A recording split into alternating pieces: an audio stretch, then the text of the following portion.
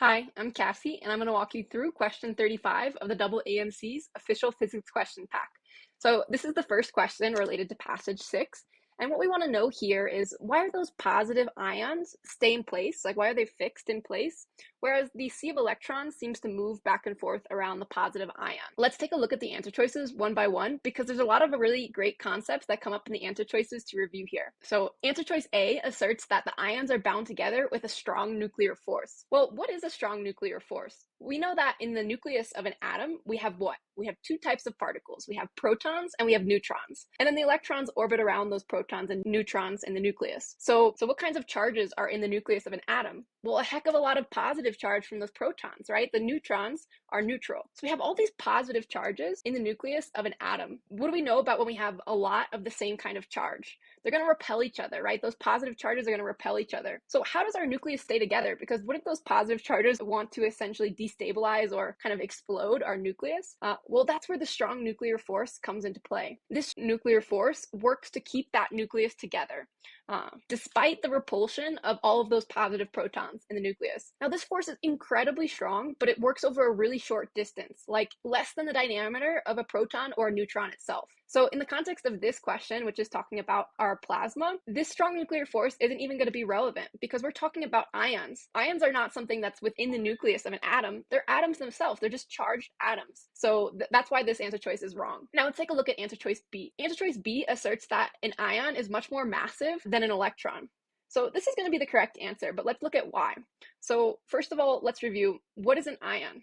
Well, an ion is just an atom that gained either a positive or a negative charge because it gained or lost an electron. So the classic example is the hydrogen ion, right? It's like a hydrogen with a plus. So an ion is an atom, right? It has protons and neutrons, and it's got electrons orbiting around it.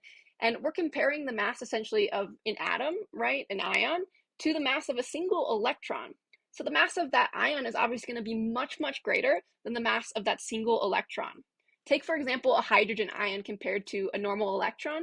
That hydrogen ion, its mass is going to be about 2,000 times greater than a single electron. So why does an ion being much more massive than an electron explain why those positive ions are going to stay fixed while the electrons are going to move around? Well, let's think about Newton's second law, which says what? The force experienced by an object equals its mass times acceleration. So therefore, the acceleration of an object equals the force it experiences divided by its mass. So to put this into context, let's compare the mass of a sodium ion and the acceleration it would experience with a given force to the mass of an electron and the acceleration that it would experience with the same amount of force. Clearly, our sodium ion here is much bigger than our electron. Its mass is going to be about 3.82 times 10 to the negative 26th kilogram, whereas that electron is going to have a mass that's only raised to the negative 31st kilogram. So the electron is clearly much smaller. So that means if we use those masses and we go ahead and calculate the acceleration of our ion compared to the acceleration of our electron, notice that the acceleration of our ion, if we saying that it's experiencing a 1 Newton force, would end up being about 2.62 times 10 to the 25th. So that's the 25th power versus the acceleration of our electron with that same 1 Newton of force would end up experiencing an acceleration of 1.1 times 10 to the 30th power. So clearly the acceleration of the electron is much greater than the acceleration of the ion, right? Something raised to the 30th power is much bigger than something raised to the 25th power.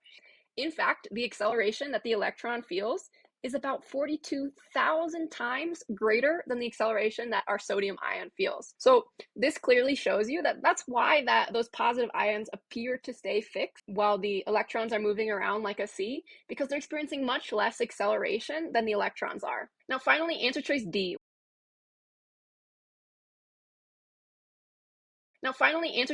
Why is it wrong? Well, it asserts that Coulomb's law prohibits the motion of ions. That's just not true. What does Coulomb's law say?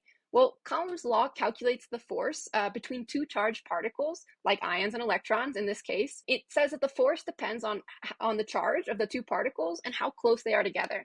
So remember that our formula for Coulomb's law, which you should know for the MCAT, is going to be force equals K, which is just a constant, times our two charges. So this could be the charge of an electron, for example, compared to the charge of an ion. So Q1 times Q2 divided by R squared, which is the radius or the distance between our two charged particles. So Coulomb's law just tells us about the force between two charged particles.